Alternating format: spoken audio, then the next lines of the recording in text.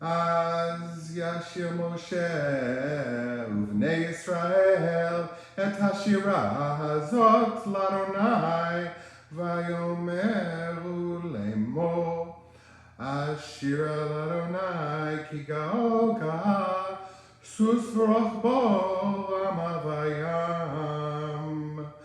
עוזי וזמרתיה, ויהי לי לישועה, זה לי וענווהו, אלוהי אביב רוממנו.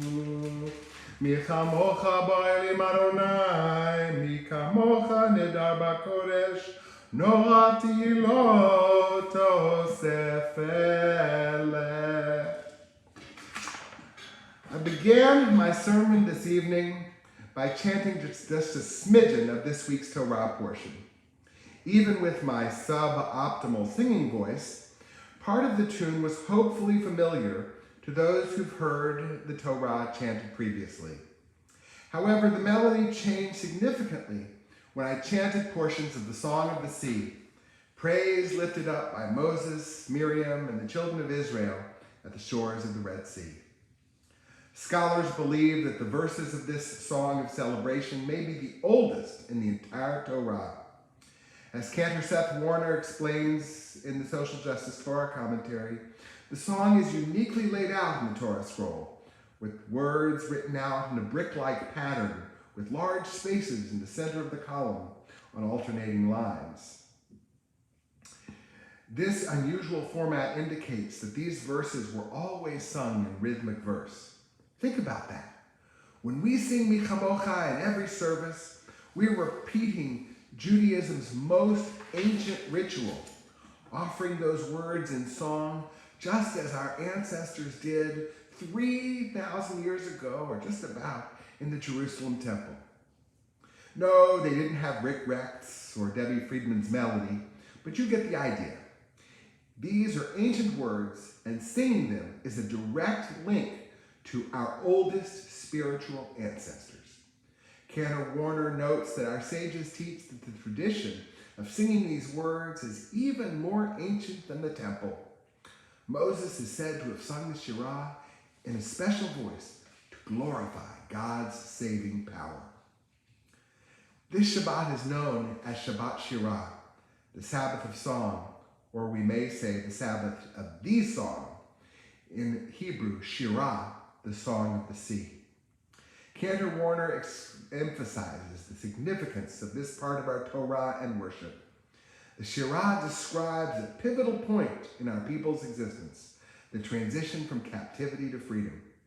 The text and cantillation paint a picture of hope and change. The cantillation uses a different melody for the Shirah, different from any other in the whole Tanakh, the entire Hebrew Bible, as a way to draw attention to this pivotal point in the relationship between God and the Israelites. The change in melody further emphasizes that God is saving and claiming the Israelite people. The two now have an unbreakable bond. Cantor Warner's point is that the words, because they are set to music, and special music at that, enter the soul deeply. God has liberated the people who now respond with joyful and unique song, which bonds the two.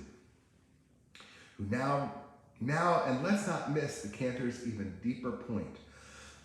God is saving and claiming the Israelite people. Singing their gratitude for liberation, Moses, Miriam, and the children of Israel acknowledge that God is the source of their freedom. In the process, God has bought the Israelites, if you will, obligating them and us, their spiritual heirs, to serve God as partners in bringing the world from redemption at Sinai to ultimate messianic salvation. Consider, if you will, the way that the music of prayer impacts our worship experience at Congregation B'nai Israel. A dedicated group of volunteers with a variety of talents leads us in song on Shabbat and holy days. Some classical pieces are not sing-alongs, but elevate our spirit as we hear stirring melodies magnificently intoned. Other songs invite us all to sing along in prayer, uniting us in exuberant worship. Some of our prayer music is comfortably familiar, repeated frequently, which enhances our feeling of being at home when we gather in prayer. Other pieces are new, challenging us to be inspired by something new, even if we must be drawn out of our comfort zones in the process. I've often mentioned how deeply I value our Zoom worship community. We have maintained warm connections and a congregational spirit throughout the pandemic. Being able to see who is with us in prayer offers a sense of solidarity and friendship, even if we aren't able to visit over a Shabbat Shabbat table. The downside of worshiping on Zoom, though, is that we cannot sing together. To be more precise, we cannot hear more than one person singing at a time. You may notice, though, that my lips are moving when our musician is singing, and I'm muted. Early in the pandemic, I realized that I wasn't reaping the benefits of the full worship experience because I wasn't singing along. Now I sing at the top of my lungs, louder in fact than I would if I were anywhere near a microphone in the sanctuary. At other times when I can't mute, I sing in a different way, not merely mouthing the words, but not really vocalizing either, breathing the words out in a way that is inaudible to anyone but me. Now, I don't assume that my way of singing during a service on Zoom, or in the sanctuary for that matter, is the right way, if there is such a thing, and certainly not that it is the only way.